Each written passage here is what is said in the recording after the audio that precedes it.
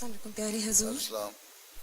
میرے الحمدللہ 2 بیٹے ہیں. اچھا, بڑی خوشی کی دونوں بات 6 ہے. سال کے ہیں. تو اصل میں نا مجھے ان کی تربیت بہت اہم ہے, اچھا, جس کی وجہ سے میں نے آپ سے یہ پوچھنا تھا کہ کیا آپ ہمیں کوئی اپنی پرسنل ایکسپیرینس میں سے کوئی ایسا ایڈوائس دے سکتے سوال ہیں؟ اپنا نمونہ قائم کریں. آپ کی نمازیں اچھی ہوں, ان کو پتہ ہو بچوں کو کہ نمازیں پڑھنے والے جو مائیں اور باپ گھر میں نمازیں پڑھنے والے ہیں نا, ان کے بچے بھی جان باز بچھاتے ہیں اور اللہ اوپر کر کے نمازیں شروع کر دیتے ہیں.